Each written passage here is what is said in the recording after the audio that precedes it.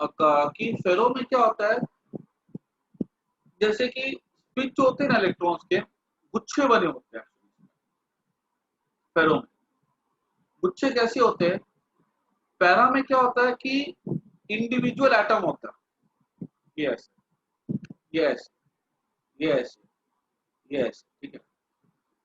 फेरो में क्या होता है, एक पूरा पूरा गुच्छा होता है जिसको डोमेन कहते हैं। वो पूरे डोमेन में ना ऐसे करके एटम्स होते हैं जिसका मैग्नेटिक मोमेंट एक डायरेक्शन में, एक का मैग्नेटिक मोमेंट एक डायरेक्शन। सब कैसे गुच्छे बने, ये तो गुच्छे जो बने होते हैं ना, ठीक है, इस गुच्छे को हम लोग क्या बोलते हैं, डोमेन बोलते हैं। सीधी सी बात है, अगर मैं तुमको बोलूं कि एक मान लो, एक कोई किंगडम है, ठीक है, कहीं कोई राज्य है जहाँ पे हर आदमी जो है ना देश के लिए लड़ना चाहता है, लेकिन सबका तरीका अलग अलग, हर एक, तो वो कैसा होगा, ये इस तरह से हो गया। अब लेकिन अगर मान लो कोई कंट्री यहाँ पे ग्रुप बने हुए, एक ग्रुप है, दो ग्रुप है, और ग्रुप की जो थिंकिंग है ना वो एक जैसी है, ठीक है, ग्रुप वन एक जैसे थिंक करता है, ग्रुप टू, वो एक ग्रुपिंग बन गया वहां पे सिमिलर आइडियाज है, that is like a domain, ठीक है। इंडिविजुअल टाइप का होगा, that is like a magnetic moment of single atom.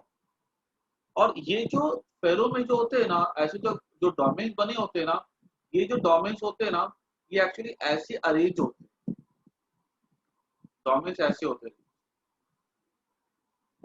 और एक एक डोमेन में लगभग 10⁻11 एटम्स होते हैं, ठीक है। 10⁻11 मतलब बहुत बड़ा नंबर चला जाता है, लगभग 1000 करोड़ के आसपास। और एक एक डोमेन की जो थिकनेस होती है ना, लगभग 1 mm होती है। और हर एक डोमेन ऐसे करके अरेंज होता है, ठीक है। इसका जो नेट मैग्नेटिक मोमेंट हो जाता है ना, ठीक है, अगर हम देखो, ये कभी भी याद करो, मैंने तुम लोग पढ़ा होगा क्लास 10th में, कि अगर मान लो वेक्टर्स अगर होते हैं ना, अगर मान लो एक वेक्टर ऐसा है, दूसरा वेक्टर अगर ऐसा है, हम इधर से चल के इधर गए, फिर हम यहाँ से चल के यहाँ पे गए, फिर हम यहाँ से चल के यहाँ पे आए, हमारा रिजल्टेंट डिस्प्लेसमेंट कितना हुआ? तो आंसर है शून्य, जीरो। जहां से शुरू किए वहीं पे खत्म हुए। तो वेक्टर की प्रॉपर्टी होती है कि अगर तुमने वेक्टर को जोड़ा और सारे के सारे, अगर जहां से शुरू किया वहीं पे खत्म किया, तो उन सबका रिजल्टेंट होता है जीरो। यहाँ भी कुछ ऐसा हो गया, इन सबका रिजल्टेंट मैग्नेटिक मोमेंट कितना हो जाएगा? तो आंसर है जीरो, ठीक है। लेकिन अगर हमने बाहर से मैग्नेटिक फील्ड अप्लाई किया ना इसके ऊपर, ये सब टूट जाते हैं, ठीक है। टूटने के बाद ये अपने आप को ऐसा अरेंज कर लेते हैं। और ये पता सिंगल सिंगल एटम नहीं है, ये हजारों करोड़ एटम है एक साथ, ठीक है, जो कि इस तरह से अरेंज है। अब सोचो सिंगल अगर होता तो उतना स्ट्रॉन्ग नहीं बना पाता, लेकिन अगर इतने सारे ग्रुप में अगर है जिसकी सबकी डायरेक्शन एक ही है, तो इस पे क्या होता है, ज्यादा स्ट्रॉन्ग मैग्नेट बनाता है, ठीक है। सिंगल सिंगल में तो क्या होगा, हो सकता है अगर मैंने ऐसे लिखा सिंगल तुमको इस तरह से, ठीक है, ये पैरा के लिए, ठीक है, पैरा का भी डायग्राम सेम है, ये इस पे कितने होंगे, तो 9 एटम, इसमें कितने हो जाएंगे, 9,000 करोड़, 9,000 करोड़ एटम होंगे जो कि सेम डायरेक्शन में। इसलिए फेरो का जो प्रॉपर्टी होता है ना, वो बहुत ज्यादा स्ट्रॉन्ग होता है in comparison to the paramagnetic substance, ठीक है।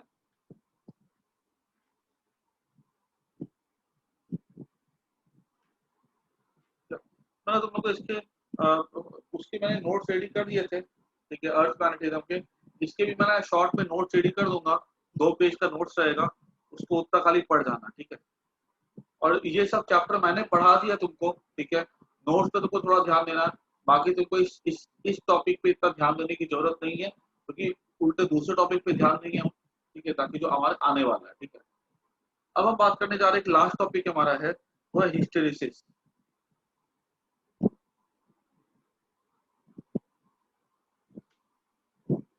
हिस्टेरिसिस होती है ना, ये प्रॉपर्टी होती है फेरोमैग्नेटिक सब्सटेंस।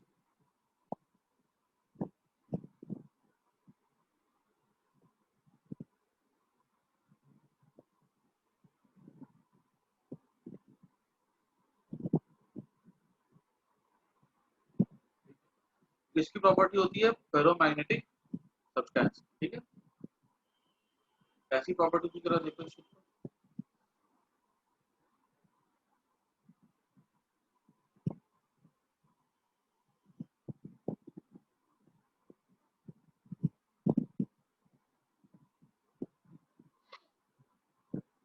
ये ऐसे हमारे पास एक हमको बोला गया ग्राफ ड्रॉ करके दिखाओ एच के बीच में और आई के बीच में। एच एच बोलो या आई बोलो या एम बोलो, ठीक है। अपने बोला गया व्हाट इज एच हियर, वो जो करंट लगाते थे ना, ठीक है, भेजते थे करंट, वो एच हो गया, main source of current, main source of magnetism. I क्या हो गया, आई हो गया मैग्नेटाइजेशन जो अंदर में प्रोड्यूस होता था, ठीक है। अगर हमने यहाँ पे करंट को बढ़ाया बाहर से, तो हम क्या देखते हैं कि जो आई होता है ना वो भी बढ़ता है, ठीक है। लेकिन देखो ये जो है ना, जो तुमने जो सीखा था ना कि I is propose I equal to, ये वाला जो तुमने सीखा था ना, ये वाला इक्वेशन वैलिड होता है हमारे पैरामैग्नेटिक सब्सटेंस के लिए, ठीक है। जो आई प्रोपोर्शनल टू एच, इसका ग्राफ अगर ड्रॉ करने के लिए बोला जाए आई और एच का, और इसके लिए क्या कहते हैं पैरामैग्नेटिक सब्सटेंस के लिए स्ट्रेट लाइन जाता है। फेरो के लिए ये एप्लीकेबल नहीं होता, ठीक है। This is for what, mostly for paramagnetic substance, ठीक है। वहाँ पे मैंने आयरन कोड लिखा था तरीके से, वहाँ पे आयरन नहीं, वहाँ पे कोई पैरामैग्नेटिक सब्सटेंस होना चाहिए। This is for paramagnetic substance, not for ferromagnetic substance. Ferro के लिए क्या होता है जरा देखो, अगर हमने एच को बढ़ाया तो इसके लिए भी आई बढ़ता है, नो डाउट, लेकिन डायरेक्टली नहीं बढ़ता है, ठीक है, ये ऐसे बढ़ता है, ये ऐसे बढ़ता है।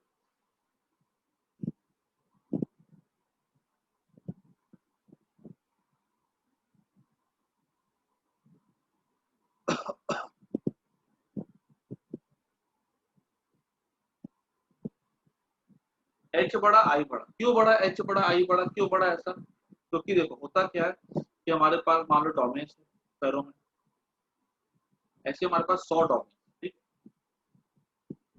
हमने जैसे जैसे एच को बढ़ाया, एक डोमेन अपना चेहरा किया एच की तरफ, ठीक है, मतलब सब मेन मेन मैग्नेटिक फील्ड की तरफ, 2 किया, 5 किया, 10 किया, 20 किया, 50 किया, 100, 80 किया, 90 किया, 100 किया, 100 इसके पास 100 डोमेन, ठीक है।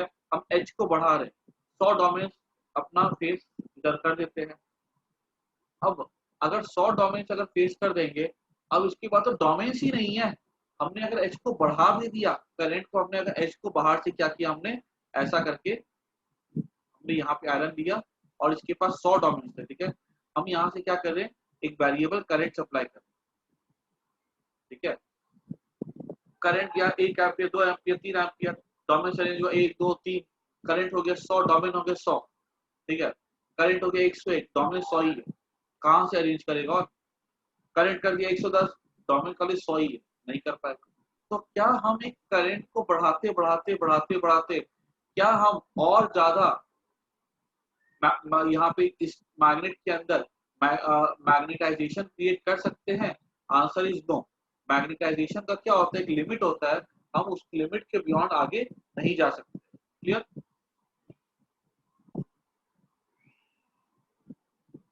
ये हमारा होता था सैचुरेशन पॉइंट, इसके इसको एच को बढ़ा भी देंगे ना, ये और आगे नहीं जाता। अब हमने क्या किया, हमने करंट कम करना स्टार्ट कर दिया, ठीक है। करंट कम करना स्टार्ट कर दिया, अभी 100 के 100 डोमेन जो है एकदम फुल्ली इंटैक्ट होकर के पॉइंट करे एक ही डायरेक्शन में। मैग्नेटिक फील्ड या मैग्नेटाइजेशन पूरा का पूरा मैक्सिमम है, इसके ऊपर तुमको मैग्नेटाइजेशन अब नहीं मिल सकता। अब हमने क्या किया, एच की वैल्यू को कम करना शुरू किया, ठीक है। एच एच मतलब करंट, करंट कितना था 100, मैग्नेटाइजेशन कितना था 100 हो गया, उसके ऊपर ही आ सकता है। करंट को कम करते हैं, ठीक है। 100 से हमने किया 90, 80, 70, 60, जैसे जैसे कम करते हैं ये वैल्यू भी क्या होती है, कम होती चली जाती है। और यहाँ पे अगर हमने एच को कम किया तो आई भी कम,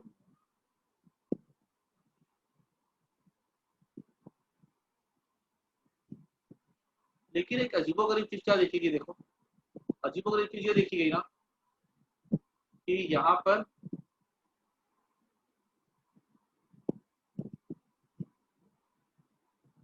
जब हमने एच को कर दिया जीरो, एच कितना होगा जीरो, देखो तो ये देखो तो कितना एच आ रहा है, एक्स एक्स एक्स कोऑर्डिनेट क्या हो जाएगा इस पॉइंट का, जीरो है ना इस पॉइंट का, एच कितना है जीरो, करंट जीरो कर दी, करंट जीरो हो गई तो करंट कम हो रही थी तो ये भी कम हो रहा था ना, एच कम हो रहा था, आई भी कम हो रहा था।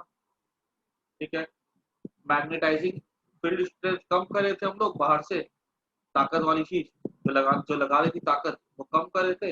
अंदर में क्या हो रहे थे, डोमेन्स टूट रहे थे, 100 90 70, ये भी कम हो रहा है, 90 80 70 ऐसे कम हो रहा है। लेकिन जब ये एच को जीरो कर दिया, अभी हमारा बाहर से कोई भी करंट नहीं है, कोई भी मैग्नेटाइजिंग फील्ड नहीं है, फिर भी 100 में से ऐसे 20 डोमेन थे जो टूट नहीं पाते, कुछ ना कुछ मैग्नेटाइजेशन बच जाता है। ये वो वाला पार्ट है, कुछ ना कुछ मैग्नेटाइजेशन बच जाता है। ठीक है, इस पार्ट को जो हम लोग कहते हैं ना, यहाँ से अगर हम इसको लेबल करें ना तो ये ए, ये बी, और ये जो पार्ट है ना ये हमारा है ओ, और ये जो पार्ट है ना this is called as retentivity. इसे क्या बोलते हैं हम, रिटेंटिविटी। मतलब हमने यहाँ पे एच को जीरो कर दिया तो भी इसके अंदर इसने कुछ मैग्नेटिक फील्ड को रिटेन करके रख लिया। ठीक है, बचा करके रख लिया, रिटेन कर लिया, नहीं इससे सारे के सारे फील्ड को खोने दिया।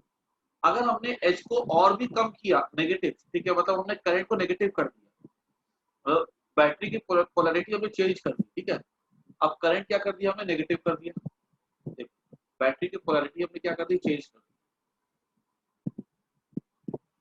एच नेगेटिव मतलब magnetising field strength negative, magnetising field strength कौन क्रिएट करता है, एक्सटर्नल करंट भी प्रोड्यूस कर सकता है या और भी कोई सोर्स हो सकता है, लेकिन ये हमको हम इसको ले रहे हैं।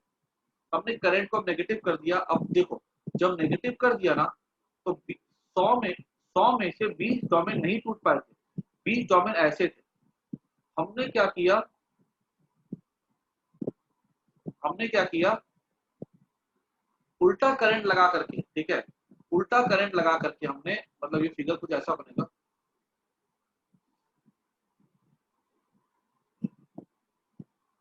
ये ऐसा,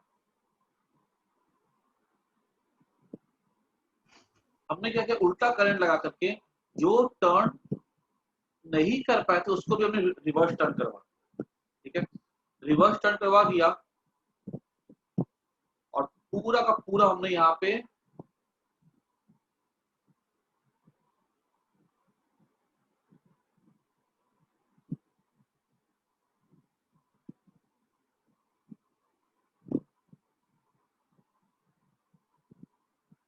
तो ऐसा करके हमने यहाँ पे एम को क्या करवा, आई को हमने क्या करवा दिया, जीरो करवा दिया।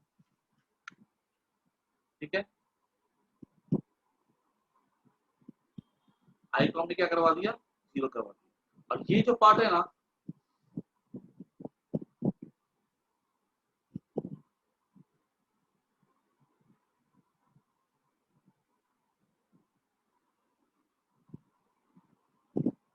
इसको हम कहते हैं रिटेंटिविटी।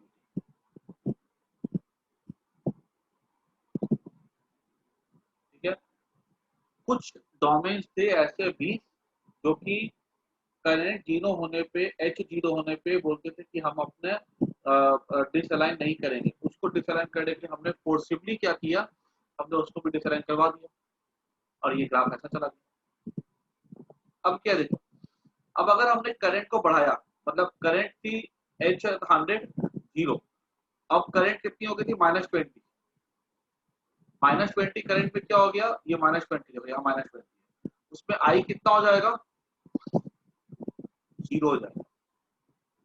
अब हमने करंट को बढ़ाया, ठीक है, लेकिन नेगेटिव में, -20 से -30 -40 -50 -60 ऐसे के बढ़ा रहे, करंट को बढ़ाया हमने, ये ऐसा गया, नेगेटिव करंट बढ़ाया। अब क्या होता है, नेगेटिव आई बढ़ा, मतलब क्या हो रहा है इसका, देखो डोमेन्स सारे के सारे टूट चुके हुए, ठीक है, यहाँ पे करंट बढ़ाते हैं नेगेटिव में। अब वो डोमेन्स जो है ना, तो पहले ऐसे अरेंज कर रहे थे, अब वो डोमेन्स कैसे अरेंज करेंगे, ऐसे अरेंज, देखो उल्टा हो जाएगा, या सारा खेल डोमेन्स। ठीक है, अब हमने करंट बढ़ाते बढ़ते -100 कर दिया, -100 कर दिया करंट, सारे के सारे डोमेन्स रीअरेंज कर दिया अपोजिट डायरेक्शन में। हमने करंट कर दिया -110 -120 -130 का, आई पे कोई फर्क नहीं पड़ रहा, ठीक है, क्योंकि जितने भी डोमेन है सबके सब तो यूज हो चुके हुए, तो आई क्या हो जाएगा, सैचुरेट कर जाएगा।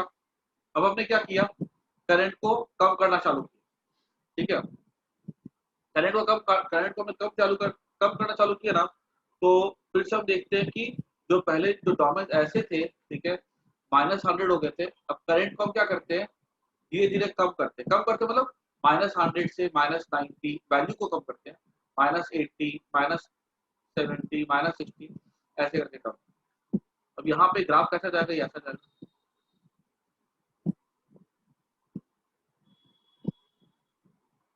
ओहो, क्या चीज देखे, करंट कितना कर दिया हमने बाहर से 0।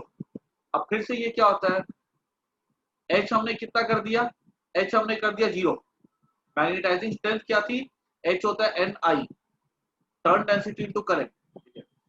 हमने कितना आई को कितना कर दिया यहाँ पे 0, एच कितना हो गया 0, तो भी लेकिन कुछ ना कुछ मैग्नेटाइजेशन बच जाता है, मतलब ये जो था ना ये ऐसे बन जाएगा,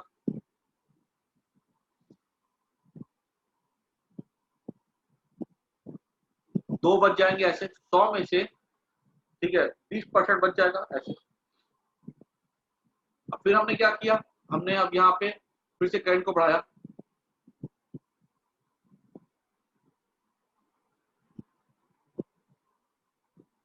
ठीक है, ग्राफ ऐसे चला वापिस से। और ये जो है ना, ठीक है, इस पूरे ग्राफ में क्या देखा जा रहा है कि अगर पहले एच बढ़ेगा फिर जाके आई बढ़ेगा, ठीक है, आई किसका मोहताज है, आई एच का मोहताज है। जब तक कि आई आई पहले कौन बढ़ाते हैं, पहले बाहर का करंट बढ़ाते हैं, तब ना यहाँ पे आई बढ़ता है, मैग्नेटाइजेशन बढ़ता है इसके अंदर। तो हम यहाँ पे क्या देखते हैं कि अगर तुम अगर डिक्शनरी उठा करके देखो ना, ठीक है, पहले तो देखो ये ग्राफ का मतलब क्या है, समझ में आ रहा है सबको कि ग्राफ का शेप ऐसा क्यों बनता है, ठीक है। इसी ग्राफ को हम लोग कहते हैं हिस्टेरेसिस कर्व कहते हैं, ठीक है। हिस्टेरेसिस का मतलब क्या होता है, अगर तुम डिक्शनरी देखो ना, हिस्टेरेसिस का मतलब होता है पीछे पीछे चलना, कोई इफेक्ट है, ठीक है, उस वो इफेक्ट किसी दूसरे कारण के पीछे चल रहा हो, ठीक है, उसको हम लोग कहते हैं हिस्टेरेसिस, ठीक है। तो जैसे कोई धक्का मारा, तो फोर्स लगा, मोशन हुआ, तो मोशन किसके बाद होगा, फोर्स के बाद होगा ना, ठीक है। ऐसा यहाँ पे वो हिस्टेरिसिस वाला टर्म होगा, यहाँ पर जो आई है ना वो एच के पीछे पीछे चलता है, तो हम ऐसा बोल सकते हैं।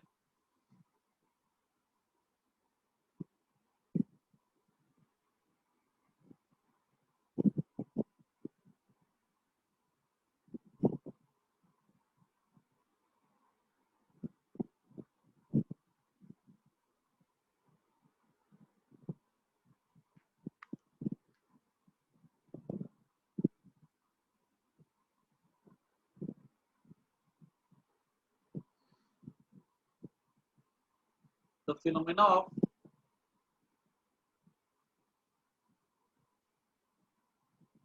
आई लैगिंग बिहाइंड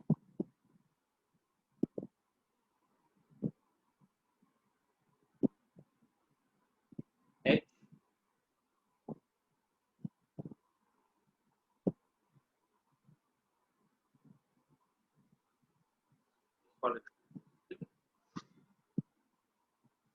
यहाँ पे एक टर्म और हम यहाँ पे देखते हैं, वो टर्म है कोरिसिविटी।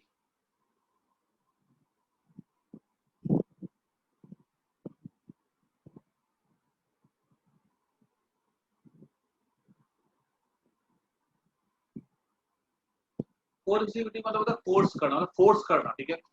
हमने नेगेटिव करंट अप्लाई करके फोर्स किया, नेगेटिव करंट हमने यहाँ पे अप्लाई किया और हमने यहाँ पे क्या किया, फोर्स किया कि भाई जो तुम्हारा मैग्नेट जो था अलाइन नहीं कर पाया था उसको भी हमने डिसअलाइन कर दिया था, ठीक है। दो देखो इधर थे ना, तो हमने उसको फोर्स किया भाई तुम भी अब क्या हो जाओ, हमने नेगेटिव करंट अप्लाई किया ताकि ये जो दो जो नहीं हो पा रहे थे डिसअलाइन, उसको भी डिसअलाइन हमने कर दिया, दैट इज कॉल्ड एज कोरिसिविटी। ये वाली वैल्यू और इधर वाली वैल्यू सेम होती है, ठीक है, कोरिसिविटी, इधर भी उतना ही वैल्यू होगा रिटेंटिविटी, ठीक है। तो दिस इज कॉल्ड एज कोरिसिविटी, ठीक है। ये दोनों टर्म के तुम लोग को डेफिनेशन भी आना चाहिए, ठीक है। तो रिटेंटिविटी का डेफिनेशन क्या है, पहला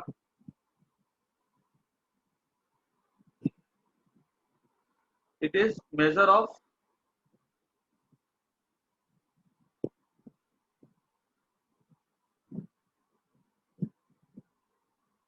remaining of magnetization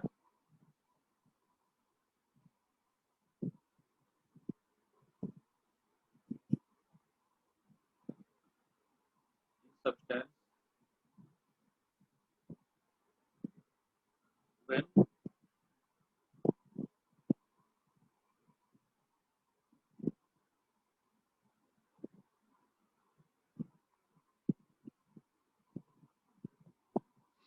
ठीक है। और दूसरा होता है कोरेसिविटी, ठीक है। ये क्या होता है? It is measure of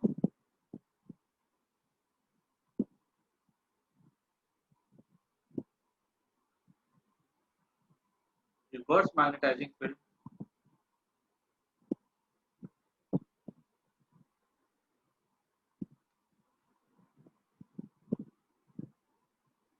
field to destroy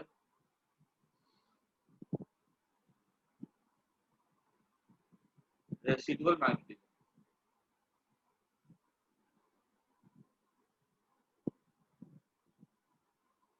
ठीक है। दोनों डेफिनेशन याद कर जानी है, ठीक है। अच्छा, उसके बाद अगर तुमने यहाँ पे ये देखा, अगर क्या कहते हैं, इसका एरिया निकाला ना अगर, ठीक है, तो यहाँ पे क्या होता है, जैसे कि ये प्रोसेस में हो क्या रहा है, देखो। एक तो पहले यहाँ पे मैग्नेटाइजेशन होता है, फिर यहाँ पे डीमैग्नेटाइजेशन होता है ना। देखो यहाँ पे पहले क्या हुआ, मैग्नेटाइजेशन हुआ, फिर क्या हुआ, डीमैग्नेटाइजेशन हुआ, फिर क्या हुआ, फिर से मैग्नेटाइजेशन हुआ, फिर से क्या हुआ, फिर से डीमैग्नेटाइजेशन हुआ यहाँ पे आकर के, और फिर से क्या हुआ, मैग्नेटाइजेशन। ये पूरी साइकिल में क्या हो रहा है, मैग्नेटाइजेशन, ठीक है, डीमैग्नेटाइजेशन, मैग्नेटाइजेशन, डीमैग्नेटाइजेशन, मैग्नेटाइजेशन। पूरी साइकिल में क्या होता है, तो यहाँ पे होता क्या है कि जो डोमेन्स थे ना, जो पहले ऐसे अरेंज किए, फिर क्या किए, वो कोई भी ऐसे मतलब कोई भी ऐसे वो चलेगा कोई भी डायरेक्शन में, और फिर से क्या करते हैं, वो ऐसे शेप में जाते हैं, ठीक है, और फिर से वो क्या करते हैं, ऐसी शेप में जाते हैं। तो जो डोमेन्स क्या घुमाया जा रहा है, जब डोमेन्स को हम घुमाते हैं, मैग्नेटिक फील्ड घुमाएगी, तो ऑब्वियस सी बात है, मैग्नेटिक फील्ड जो हम पहले मैग्नेटाइज हुआ, फिर वो डीमैग्नेटाइज हुआ, फिर वो मैग्नेटाइज हुआ, डोमेन्स जब घूमेंगे तो कहीं ना कहीं तो उनकी जो एनर्जी जो हम सप्लाई करते हैं, उस एनर्जी से कहीं ना कहीं वो कुछ काइनेटिक एनर्जी भी गेन करेंगे, जो कि बाद में हीट के फॉर्म में निकल जाएगा, है ना।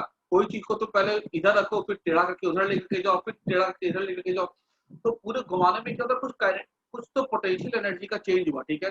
देखो, पोटेंशियल एनर्जी मान लो इसके पास थी 100, इधर गया, ठीक है, फिर से इधर आ गया, फिर से एनर्जी कितनी हो जाएगी, अब जब इधर आ गया इसकी एनर्जी खाली 80 बचेगी, क्योंकि बीच में काइनेटिक एनर्जी भी थोड़ी सी यूज हो जाती है पोटेंशियल एनर्जी से, और वो हीट के फॉर्म में डिसिपेट कर जाती है। वो जो एनर्जी का जो लॉस होता है ना, ये पूरे साइकिल में, कौन से साइकिल में, cycle of magnetisation, demagnetisation, magnetisation, demagnetisation, magnetisation, ठीक है। इस साइकिल में जो लॉस होता है एनर्जी का, ठीक है, उसको हम लोग क्या बोलते हैं, हिस्टेरिसिस लॉस कहते हैं। एंड दैट, वो जितना बड़ा इस ग्राफ का एरिया होता है ना, ठीक है, लॉस भी कैसा होता है, उतना बड़ा होता है, ठीक है।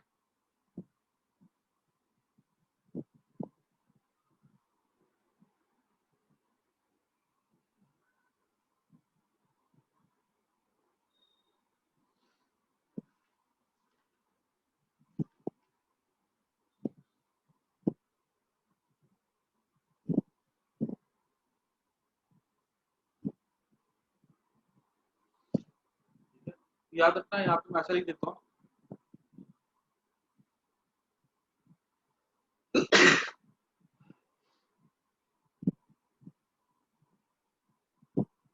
Area of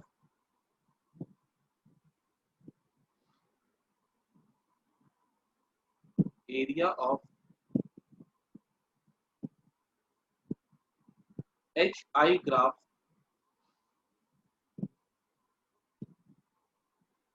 represents energy loss in a unit volume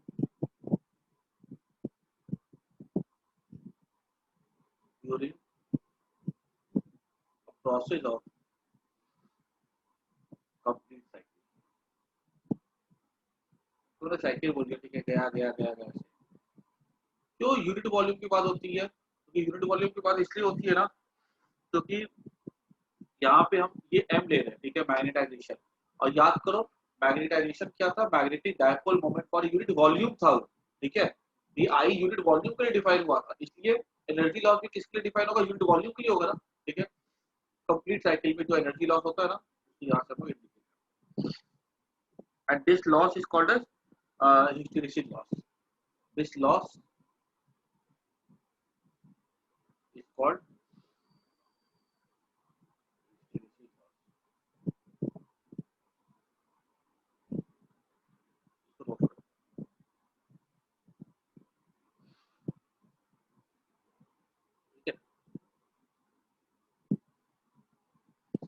इसके बाद अच्छे से फटाफट एक बार देख लो, ध्यान से देख जाओ, नोट कर जाओ, कहीं कोई डाउट होगा पूछ लो। इसके जो लिखा बोर्ड पे स्क्रीन पे सबको अच्छे से पढ़ जाओ। रिटेंटिविटी क्या होता है, कोरेसिविटी क्या होता है,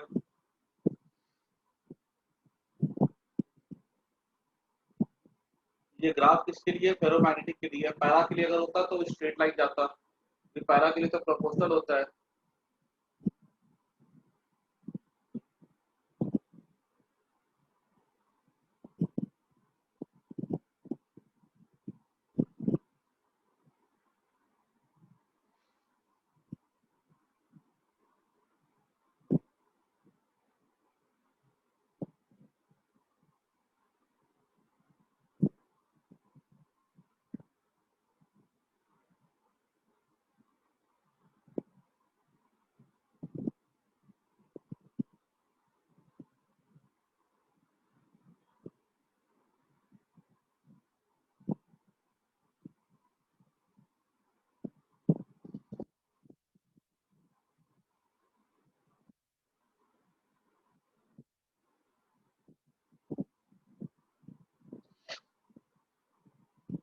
ठीक है ना?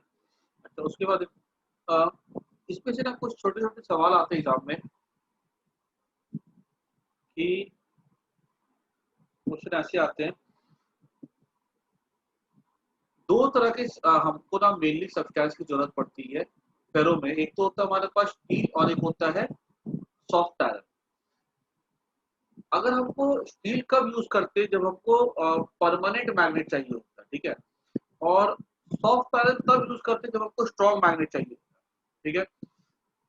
दो तरह के सब्सटेंस होते हैं, ठीक है। अब मान लो तुम्हें अगर परमानेंट मैग्नेट बनाना है तो स्टील यूज करते हैं, क्योंकि स्टील की कुछ ऐसी प्रॉपर्टी होती है जो कि हेल्प करती है हमको परमानेंट मैग्नेट बनाने के लिए। अगर आपको स्ट्रॉन्ग मैग्नेट चाहिए होता है, ठीक है, भले हमने परमानेंट मतलब क्या हो गया, हमने करंट पास करवाया, ठीक है, हमने उसके बाद करंट पास करवाना अगर बंद भी करवा दे तो स्टील अपनी मैग्नेटिक प्रॉपर्टी आसानी से ना खोए, वो परमानेंट हो गया। स्ट्रॉन्ग मैग्नेट मतलब क्या हो गया? सॉफ्ट आयरन है, अगर हमने उस पर करंट पास करवाया, ठीक है, तो वो ज्यादा स्ट्रॉन्ग मैग्नेट बनेगा इन कंपैरिजन टू स्टील। उसका मैग्नेटाइजेशन जो होता है वो ज्यादा होता है in comparison to the steel, ज्यादा उस पर डायपोल अलाइन करते हैं। और लेकिन हाँ, अगर सॉफ्ट आयरन ज्यादा स्ट्रॉन्ग तो बन जाता है, लेकिन एक बार करंट का फ्लो करवाना बंद करवा देते ना, वो फिर क्या होता है, तुरंत जैसे करंट फ्लो ना बंद हो गया तुरंत मैग्नेटिक प्रॉपर्टी वो अपनी लूज कर देता है, ठीक है। तो याद रखना है कि for steel is used to make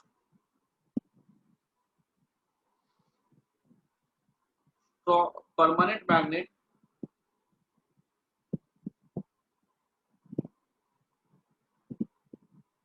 उसके लिए दो कारण होते हैं। एक तो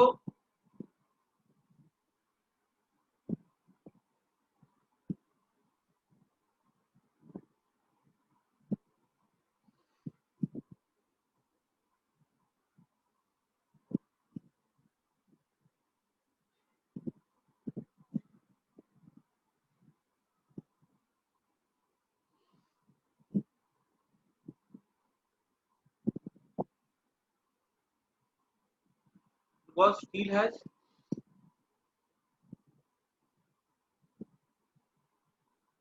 हाई कोरिसिविटी।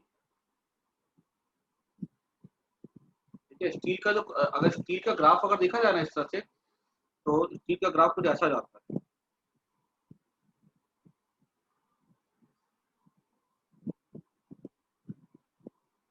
स्टील का ये जो वैल्यू होता है ना, कोरिसिविटी ज्यादा होता है स्टील में। डोमेन्स को डिसअलाइन करने के लिए बहुत स्ट्रॉन्ग करंट चाहिए होता है।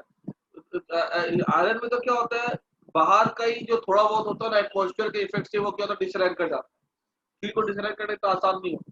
अगर स्टील को डिसअलाइन करना इतना आसान नहीं होता है, तो स्टील कैसा बनाता है, आपको ज्यादा स्ट्रॉन्ग परमानेंट मैग्नेट हमको बना करके दिखाता है। ठीक है, हालांकि स्टील की रिटेंटिविटी थोड़ी कम होती है आयरन से, और हाई रिटेंटिविटी भी कंट्रीब्यूट करता है परमानेंट मैग्नेट में, लेकिन स्टील की रिटेंटिविटी आयरन से थोड़ी कम होती है, लेकिन कोरिसिविटी तो बहुत ज्यादा होती है।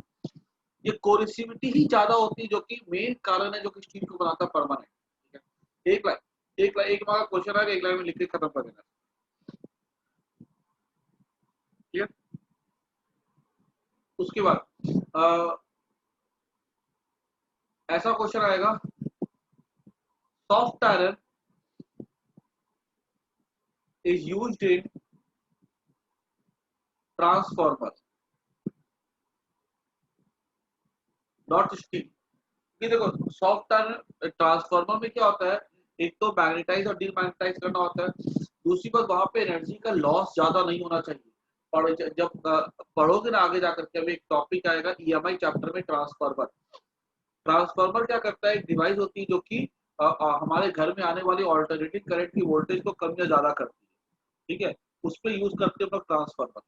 वो ट्रांसफार्मर जो होता है ना, इसी कंसेप्ट पे काम करता है कि पहले मैग्नेटाइज होगा फिर डिमैग्नेटाइज होगा, ऐसे होता है। ठीक है, लेकिन हाँ उसपे क्या होता है, एक लॉस होता है, हिस्टेरिसिस लॉस। यही एग्जैक्ट लॉस, एकदम एग्जैक्ट चीज वहां पर भी होता है। वो मतलब यही पार्टी उसका उसको ट्रांसफार्मर के लिए ये बहुत इंपॉर्टेंट चीज होती है कि वहां पे एनर्जी का लॉस कम हो। तो सॉफ्ट आयरन की अगर बात करें ना हम लोग अगर, तो सॉफ्ट आयरन का ये जो बनता है ना पैटर्न ऐसा वाला, ये स्टील के पैटर्न से पतला होता है। ठीक है, स्टील के पैटर्न से पतला होता है, तो वहां पे हिस्टेरिसिस लॉस वहां पे कम होता है। ठीक है, because in that hysteresis loss is less.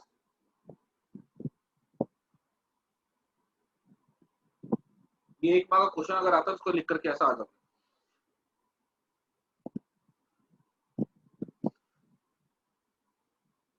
और इलेक्ट्रोमैग्नेट जो होते हैं ना, ठीक है, वो भी किससे बनते हैं, सॉफ्ट आयरन से। इलेक्ट्रोमैग्नेट, क्योंकि हमको इलेक्ट्रोमैग्नेट पे जो है ना परमानेंट मैग्नेट नहीं चाहिए होती, याद रखना। जैसे हमारा डोरबेल होता है, डोरबेल में इलेक्ट्रोमैग्नेट होता है, तो वो अगर परमानेंट मैग्नेट बन जाएगा ना, तो घंटी एक बार बजेगी, उसके बाद बजेगी नहीं। उस पर लगातार सर्किट का ब्रेक होना चाहिए। ठीक है, इसलिए वहां पे मैग्नेट बने, फिर उसकी प्रॉपर्टी खत्म हो, फिर बने, फिर लॉस खत्म हो, is made by soft iron, क्योंकि उसका इट हैज लो कोरिसिविटी, तो परमानेंट बन नहीं पाएगा ये। एंड दूसरा क्या होता है कि वहां पे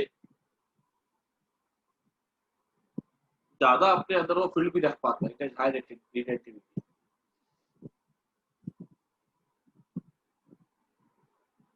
ठीक है, और याद रखना, ठीक है, ये किसके लिए क्या यूज करते हैं। ठीक है, ये इसका रिटेंटिविटी, कोरिसिविटी, एरिया में बहुत हेल्प करता है डिसाइड करने में। ठीक है, और ये तीनों पॉइंट को दिमाग में बैठा लेना है। और एक चीज हमेशा याद रखना है कि सॉफ्ट आयरन का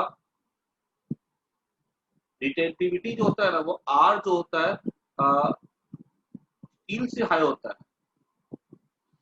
इज हायर देन स्टील। ठीक है, और स्टील का कोरिसिविटी high than soft iron. ठीक है, ये दो बात, इतना पॉइंट याद रखना काफी है। ठीक है, तो मैं क्लास को भी एंड कर देता हूँ।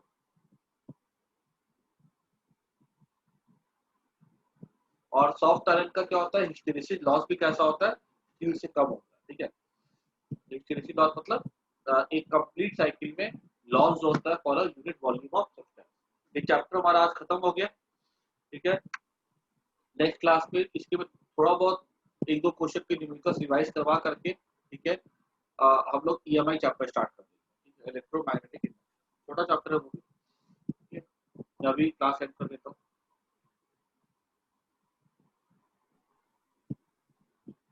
ये चैप्टर अपना हो चुका है। बाय।